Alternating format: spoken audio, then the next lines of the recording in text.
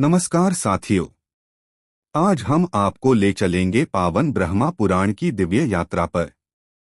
यह वह अध्याय है जिसमें वर्णन मिलता है 3 महान तीर्थों का। पौलस्त्य तीर्थ, अग्नि तीर्थ और ऋणमोचन तीर्थ।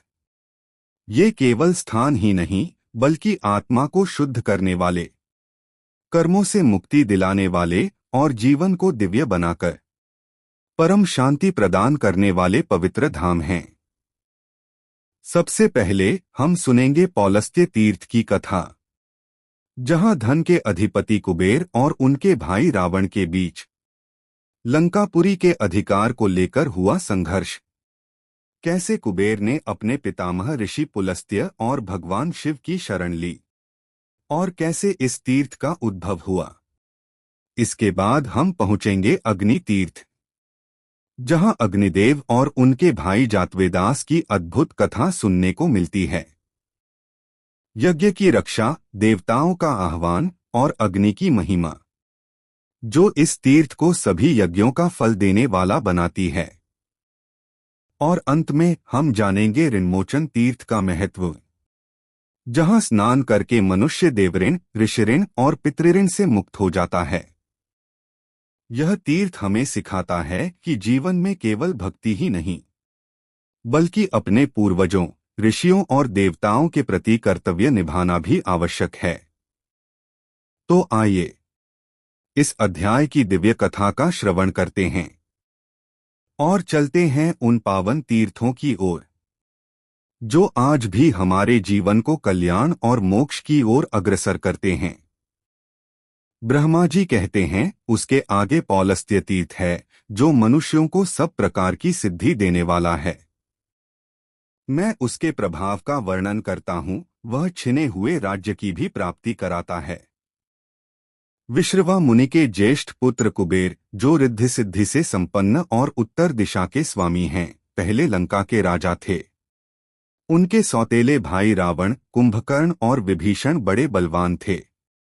यद्यपि वे भी विश्रवा के ही पुत्र थे, तथापि राक्षस पुत्री कैकसी के गर्भ से उत्पन्न होने के कारण राक्षस कहलाते थे। वे तीनों भाई तपस्या करने के लिए वन में गए।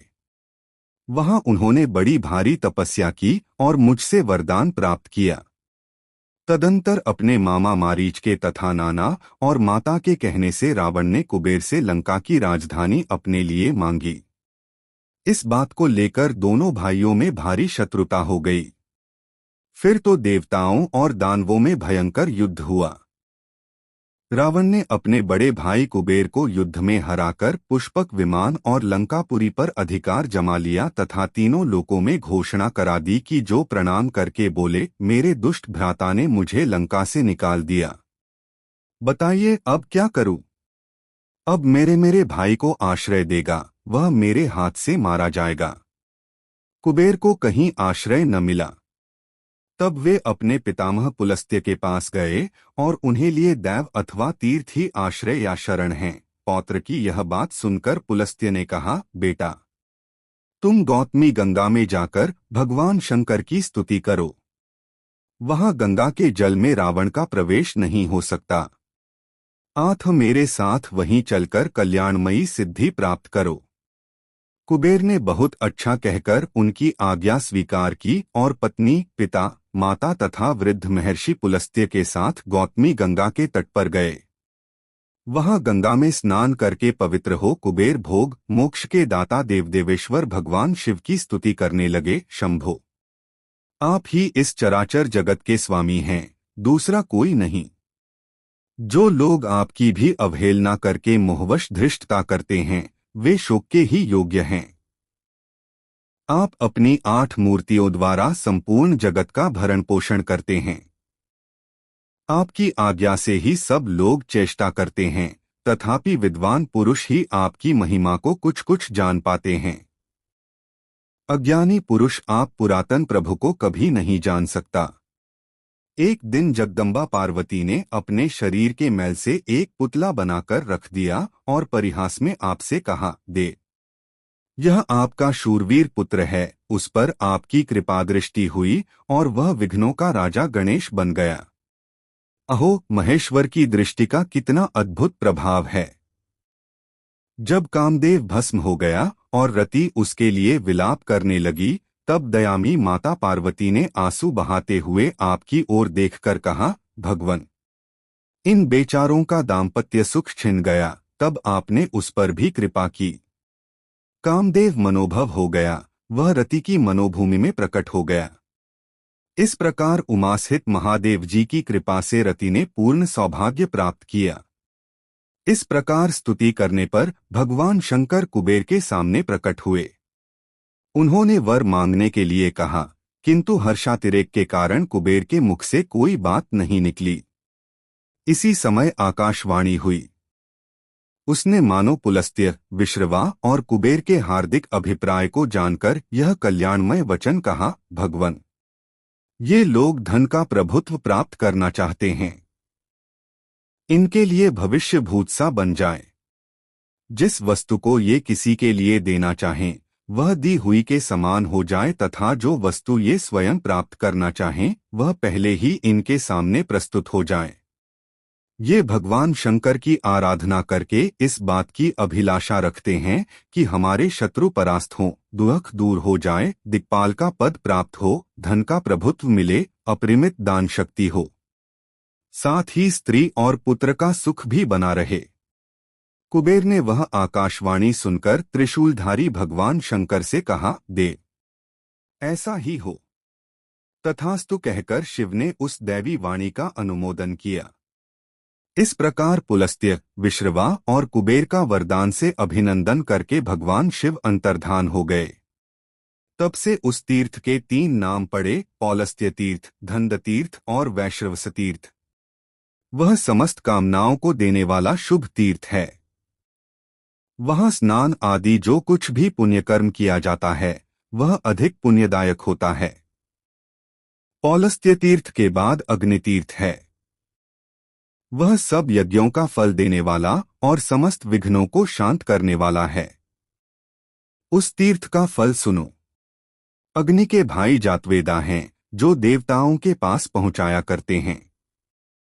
एक दिन की बात है, गोदावरी के तट पर ऋषियों के यज्ञ मंडप में यज्ञ हो रहा था। अग्नि प्रिय भाई जातवेदा देवताओं के हविष्य का वहन कर रहे थे।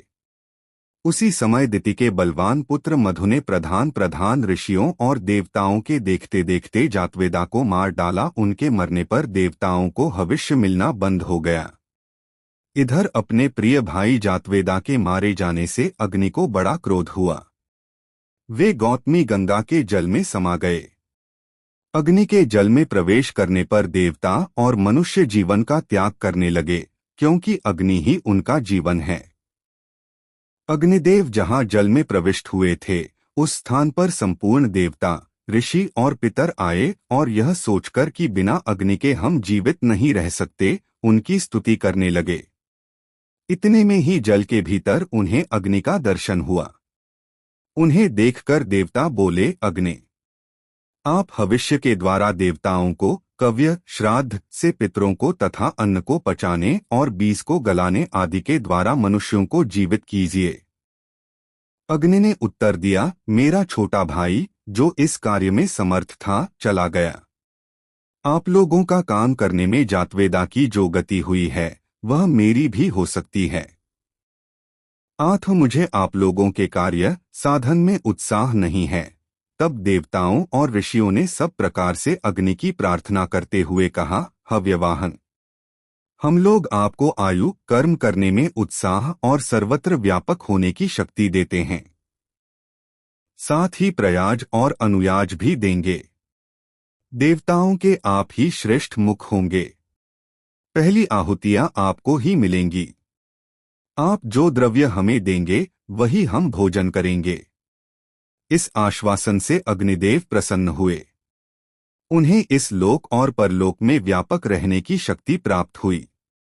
वे सर्वत्र निर्भय हो गए। जातवेदा, बृहद्भानु, सप्तार्ची, नीललोहित, जलगर्भ, शमीगर्भ और यज्ञगर्भ, इन नामों से उन्हीं का बोध होने लगा। देवताओं ने अग्नि को जल से निकाला और जातवेदा तथा अग्नि दोनों के पद पर उनका अभिषेक किया। कार्य सिद्ध होने पर देवता भी अपने अपने स्थान को चले गए। तभी से वह स्थान वहनितीर्थ कहलाता है। वहां 700 उत्तम तीर्थों का निवास है। जो जितात्मा पुरुष उन तीर्थों में स्नान और दान करता है, उसे अश्वमेध यज्ञ का पूरा फल प्राप्त होता है। वहीं देवतीर्थ, अग्नितीर्थ और जातवेदस भी हैं। अग्नि द्वारा स्थापित अनेक वर्णों के शिवलिंग का भी वहां दर्शन होता है।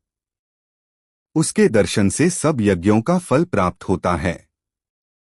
उसके बाद ऋणमोचन नामक तीर्थ है, जिसके महत्व को वेदवेत्ता पुरुष जानते हैं। नारद, मैं उसके स्वरूप को बतलाता हूँ, मन लगाकर सुनो। कक्षीवान का ज्येष्ठ पुत्र पृथुश्रवा था।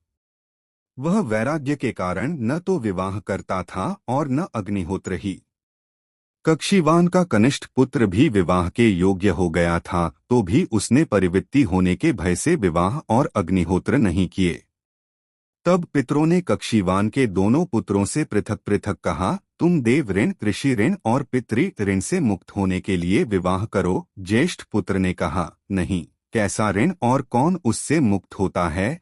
छोटे पुत्र ने उत्तर दिया, बड़े भाई के अविवाहित रहते मेरा विवाह करना उचित नहीं है, अन्यथा परिवृत्ति होने का भय है। तब पितरों ने उन दोनों से कहा, तुम लोग गौतमी गंगा में जाकर स्नान करो।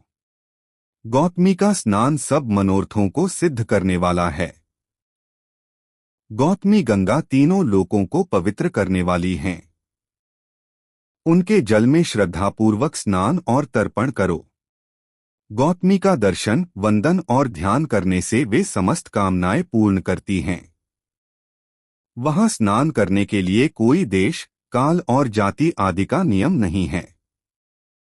गौतमी में स्नान करने से बड़े भाई पर कोई ऋण नहीं रहता और छोटा भाई परिवृत्ति नहीं होता।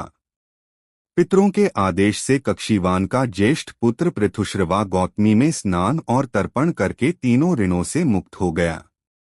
तब से वह तीर्थ ऋणमोचन कहलाता है। वहां स्नान और दान करने से ऋणवान मनुष्य श्रौत, स्मार्त तथा अन्य ऋणों से भी मुक्त होकर सुखी होता है।